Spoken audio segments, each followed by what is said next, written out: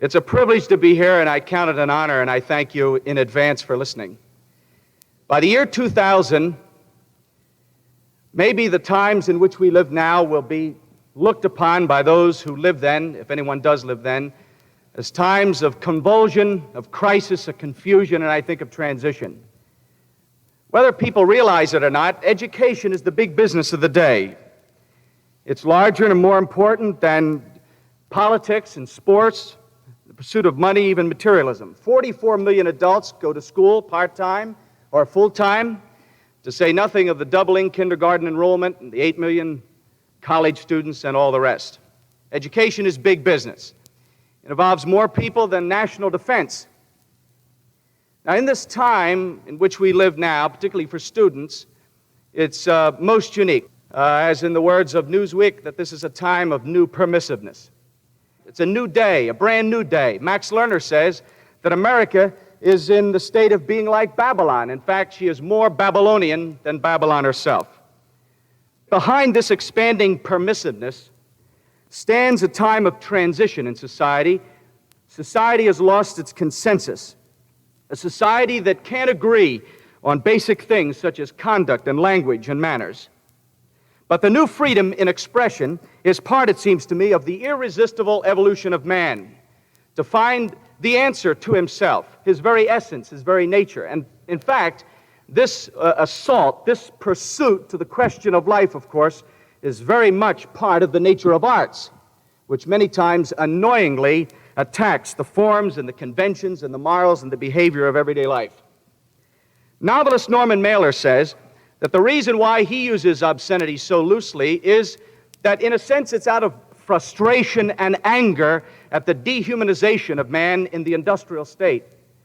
He says part of the roughness in language and part of this permissiveness comes from a feeling of resentment. He says it's something like, and I quote, a metaphor to express the situations in life that produce something like a Vietnam.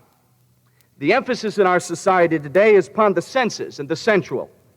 According to most periodicals that are respectable, all morals and all codes that were old are broken down. Now, to interpret this kind of transition is important because before we present some solutions, we have to analyze it. There might be those who say, well, it's a time of irreversible moral decline. There's no way out.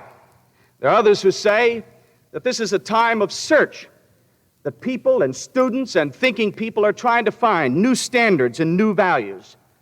Concurrent with these two views, of course, should be the evangelical approach, the presentation of the gospel of Christ, that man is naked, that he's incomplete without divine love, and that he needs fellowship above all, not only with his neighbors and maybe with his enemies, but with his God. There is a time to tear down, and there is a time to build up. Modern man is intoxicated with the exuberance and the exhilaration of tearing down. It is one thing to destroy, but it's another thing to become the victim as well as the architect of your own destruction. What the new freedom, so-called, will produce, it seems to me, is a human experiment to find the answer to the ever-prevalent question of what is man's nature. Is he self-indulgent? Is he basically hedonistic? Is he made a little lower than the angels, but not too much higher than the naked ape? Or is he one who has been made in the image of God, crowned with glory and honor, visited by God's Son, indwelt by God's Spirit, capable of service for others, capable of managing his environment for the well-being of all? Is he capable of managing the delicate balance between body and spirit? Gresham's law is that the bad drives out the good only temporarily. A famous verse of Dr. Edmonds was, when the enemy comes in like a flood, then the Spirit of God will raise up a standard against him. The generation is searching for an answer, and it may be more exciting than ever before to be a Christian. Don't tell me what kind of Ephesus you built. I want to know how many hearts you've touched, how many souls you've stirred, how many men you've got off of the dope wagon, how many men you've saved from an alcoholic's life, how many prostitutes you've redeemed by your prayer.